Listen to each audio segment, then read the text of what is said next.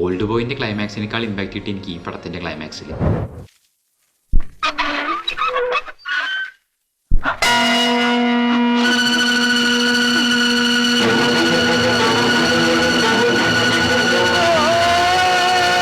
Korean thrillers, Hollywood thrillers ഒന്നും കാണണ്ട, just ഈ 3 മലയാളം ത്രില്ലേഴ്സ് ഒന്ന് കണ്ടു നോക്കുക. ഒന്നാമത്തത് 1989 MT വാസുദേവൻ നായർ എഴുതിയിട്ട് VK പവിത്രൻ ഡയറക്റ്റ് ചെയ്ത ഉത്തരം.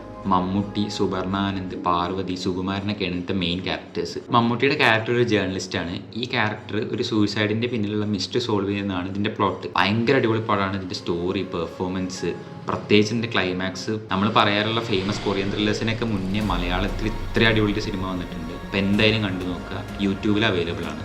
രണ്ടാമത്തത് 1990 പത്മരാജൻ എഴുതിയിട്ട് ജോഷി സംവിധാനം ചെയ്ത ഈ തണുത്ത വെളുപ്പാങ്കാലത്ത്. മമ്മൂട്ടി, മുകേഷ്, സുരേഷ് ഗോപി, സുമലത, നെടുമുടി വേണുവൊക്കെയാണ് മെയിൻ ക്യാരക്ടേഴ്സ്. ഒരു സ്ഥലത്ത് ഒരു സീരിയൽ കില്ലിങ് നടക്കുകയാണ്. ആ സീരിയൽ കില്ലർ ആരാണ്, എന്താണ് അയാളുടെ മോട്ടീവ് എന്നൊക്കെ മമ്മൂട്ടിയുടെ ക്യാരക്ടർ കണ്ടുപിടിക്കുന്നതാണ് ഈ പടത്തിൻ്റെ പ്ലോട്ട്. ഇതും ഭയങ്കര ഒരു രസമുള്ള ത്രില്ലറാണ്, നല്ല എൻഗേജിങ് ആയിട്ടുള്ളൊരു ത്രില്ലറാണ്. എന്തായാലും കണ്ടു നോക്കുക, യൂട്യൂബിൽ അവൈലബിൾ ആണ്. മൂന്നാമത്തത് 1982 KG ജോർജ് ഡയറക്റ്റ് ചെയ്ത യവനിക. മമ്മൂട്ടി, അശോകൻ, ജലജ, ഭരത് ഗോപി, ജഗതി, നെടുമുടി വേണു, തിലകനൊക്കെയാണ് ഇതിൻ്റെ മെയിൻ ക്യാരക്ടേഴ്സ്. ഒരു ഡ്രാമ ട്രൂപ്പ്, അതിലൊരാളുടെ മിസ്സിങ്ങും അതിനെ പറ്റിയിട്ടുള്ള അന്വേഷണങ്ങളാണ് ഈ പടം പറയുന്നത്. നോൺ ലീനിയർ സ്റ്റോറി ടെല്ലിംഗ് ആണ്, ഭയങ്കര അടിപൊളിയാണ്, അത്ര എൻഗേജിങ് ആയിട്ടൊരു പടമാണ്. ഇതിലത്തെ ഓരോ ഡയലോഗ്സും പെർഫോമൻസസും, പ്രത്യേകിച്ച് അശോകൻ്റെ പെർഫോമൻസ്, അതേപോലെ ഭരത് ഗോപിയുടെ പെർഫോമൻസ്, ജലജ എന്ന് പറഞ്ഞ ആക്ട്രസിൻ്റെ പെർഫോമൻസ് ഒക്കെ ഭയങ്കര രസമാണ്. ഇതും യൂട്യൂബിൽ അവൈലബിൾ ആണ്. എന്തായാലും കണ്ടു നോക്കുക. ഈ പടങ്ങളൊക്കെ കണ്ടിട്ടുണ്ടെങ്കിൽ നിങ്ങളുടെ അഭിപ്രായം കമൻറ്റ് ചെയ്യുക.